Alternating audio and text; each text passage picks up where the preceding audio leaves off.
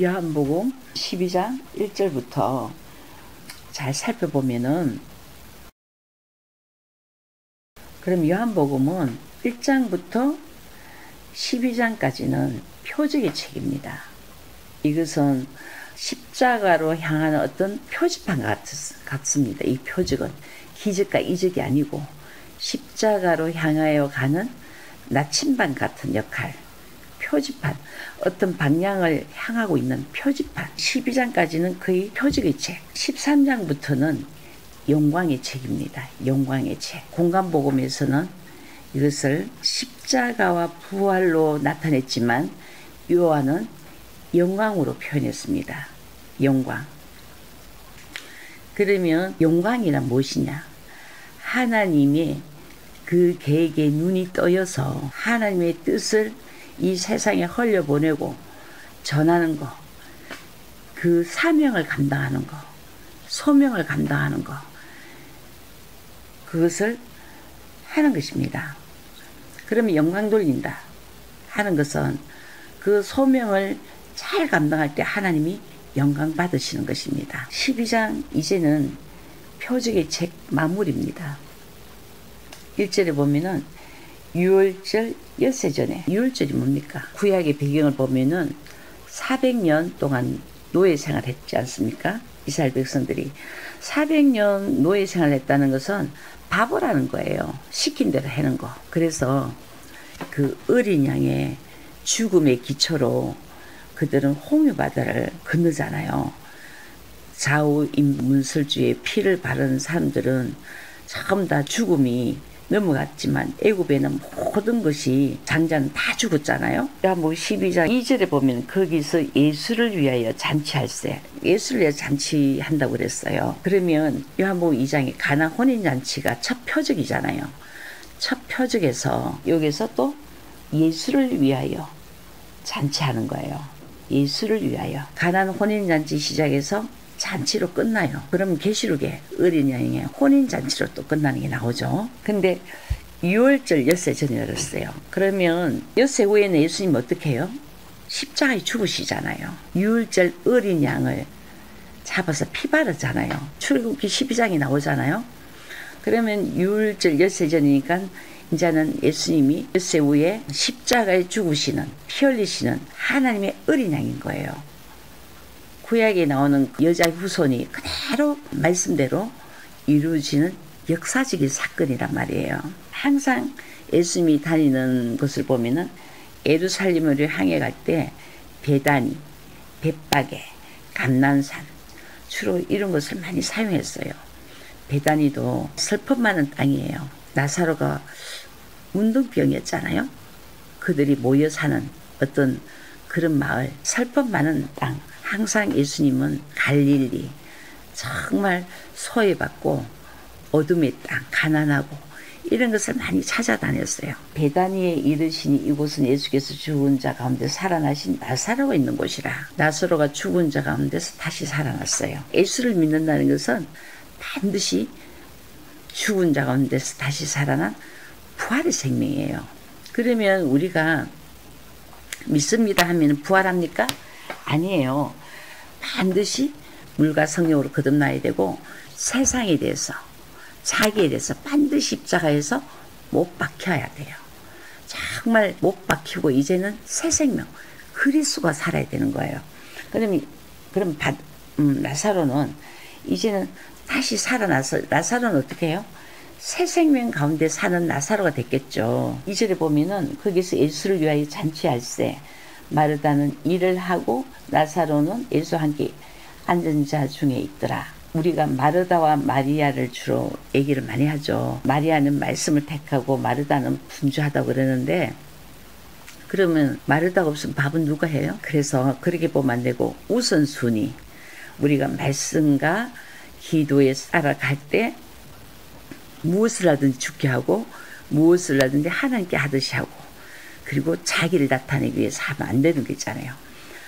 무엇을 하든지 계속 세상의 빛과 소금, 내가 없어지고 그리스도만 나타나는 거죠. 그런 봉사를 해야 되는 거예요. 그래서 먼저는 앞에 나는 죽고 그리스도가 사는 그 원리를 따라하고, 서신수도 그러잖아요. 뒤쪽으로 가면 삶이 나오잖아요.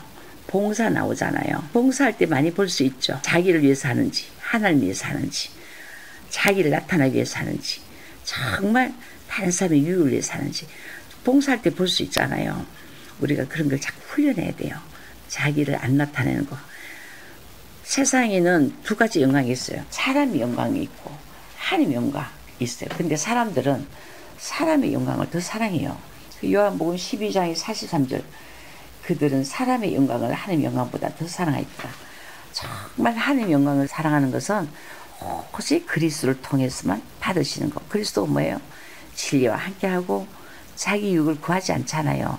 악한 것을 생각하지 않잖아요. 근데 자기 의는 뭐예요? 아나니아 사피라처럼 악한 것을 생각하잖아요. 자기 영광을 구하잖아요. 그건 성경에서 하나님 받으시지 않는다 그랬어요. 그 안에 거짓의 영, 마귀가 있다는 거예요. 왜 십자가에 죽고 다시 삽니까?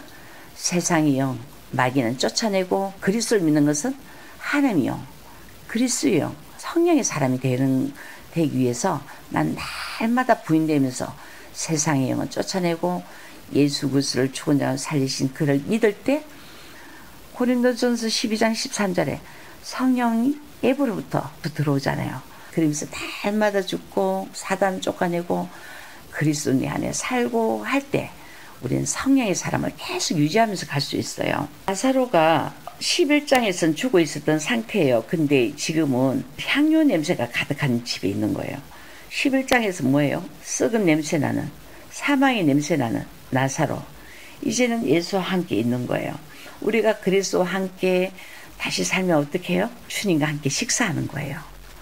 주님과 함께. 그래서 나사로는 주님과 함께 지금 잔치를 부르고 식사하고 있어요. 유대인들의 식사 자리는 뭘 뜻하는가 하면은, 이제부터 나와 한 형제입니다. 이제 그들은 나와 한 가족입니다. 이제는 모든 것을 공유하는 자리입니다. 이런 뜻이에요. 시편 23편에도 나오잖아요. 23편 5절. 주께서 내 원수의 목전에서 내게 상을 차려주시고 기름을 내 머리에 부으셨으니 내 잔이 넘치나이다.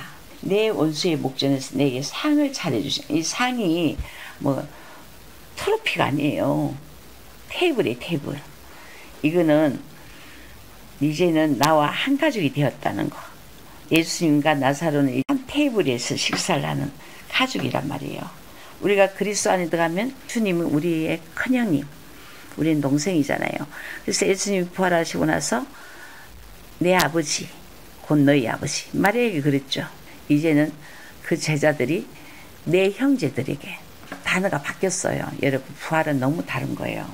3절에 보면 마리아는 지극히 비싼 향유 곧 순전한 나다 한 건을 가져다가 예수의 발을 붓고 자기 머리털로 그의 발을 닦으니 향유 냄새가 집에 가득하더라. 이 향유가, 비싼 향유가 어쩌면 수입품이에요. 나도 가는 거 수입품인데, 이것을 밑에 보면 5절에 보면 300데나리온이에요. 300데나리온은 노동자가 매일 일해서 360을 안 쓰고 안 먹고 1년을 모은 돈이에요. 300데나리온이.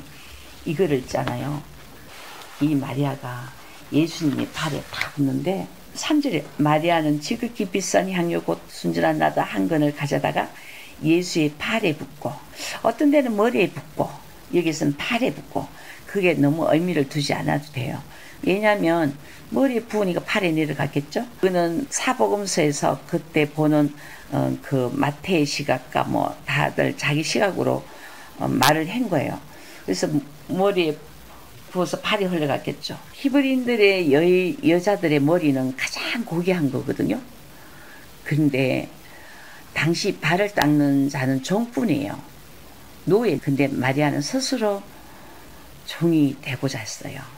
자기는 머리를 다 풀어서, 예수님 발을 닦는 건 종뿐인데 그 여인들의 머리가 가장 고귀한데 그 머리를 풀어서 그것으로 머리털로 발을 닦는 거 있잖아요. 그냥 머리털로 발을 닦는 거예요. 온 집에 이제는 향료 냄새가 진동하는 거예요. 우리가 나의 전 삶을 주님 발 앞에 내어드리고 다 헌신할 때 그 주님의 냄새가 우리 집에 진동을 하겠죠. 전에는 사망의 냄새가 뭡니까? 시기, 청욕, 욕심, 이기심, 음란, 간음 이런 걸로 막 사망하는 냄새가 가득한데 이제는 향유 냄새로 가득해요. 근데 마태복음에 보면은 이 여인에 대해서 특별히 말한 게 있어요. 마태복음 26장이 나오는데 이 여인에 대해서 10절 보면은 예수께서 하시고 그들에게 이르시되 너희가 어찌하여 이 여자를 괴롭게 하느냐 그가 내게 좋은 일을 하였느니라. 가난한 자는 항상 너희와 함께 있거니와 나는 항상 함께 있지 아니하니라. 이 여자가 내 몸에 이 향유를 부은 것은 내 장례를 위하여 함이니라. 내가 진실로 너희에게 이르노니 온 천하에 어디서든 이 복음이 전파되는 곳은 이 여자가 행한 일도 말하여 그를 기억하리라 하시니라. 복음이 전파되는 곳에 마리아의 일을 말하진 않잖아요. 이 여자가 행한 일은 뭐예요? 십자가를 위한 그 준비를 위한 삶이잖아요. 예수님이 곧 십자가의 죽으러 예루살렘을 가시는데 십자가를 향한 준비 그리고 십자가를 위하여 걸어가는 삶. 잘 사는 것은요 돈이 많아도 궁핍한 사람 많아요. 돈은 없지만요 잘 사는 사람들이 있어요. 예수님을 위해서 사는 것이 진짜 잘 사는 것이에요. 세상성이 잘 사는 건 부자로 사는 걸 말하잖아요. 복음을 위해 사는 거. 정말 우리는 그런 언어가 교정이 돼야 돼요. 가치가 애굽의 가치, 애굽의 사상이 아니고 십자가를 위하여 걸어가는 삶. 이 마리아는 예수님을 위하여 정말 자기의 가장 귀한 거 향유를 깨뜨리고 스스로 종이 되어서 그리고 가장 귀한 머리털로 풀어서 머리털로 예수님 발을 닦는 것은 정말 예수님의 죽음을 준비하는 거. 그러면 정말 이런 마음이 될 때 예수님이 죽을 때 여인도 같이 죽겠죠. 그렇게 사랑한 주님이 죽고 예수님이 부활했을 때 같이 부활하는 거예요. 근데 제자들은 돈깨를 맡은 제자들은 돈을 사랑해가지고 300대를 팔아서 가난한 자들이 주면 좋지 않겠느냐 그랬는데 예수님 그랬어요. 그것보다 이게 더 중요하다고 그랬어요. 가난한 자들은 항상 너희와 함께 있거니와 나는 항상 잊지 아니하리라 하십니다. 우리는 사망의 냄새가 팔팔 나는 나사로 이제는 향유 냄새가 가득한 나사로의 집 바뀌었잖아요. 예수님의 향기가 가득한 우리가 되려면 반드시 예수님의 죽음과 부활에 동참해야 돼요. 믿음. 우리가 믿을 때 하나님 축복하시잖아요. 여러분들 꼭 성의하세요.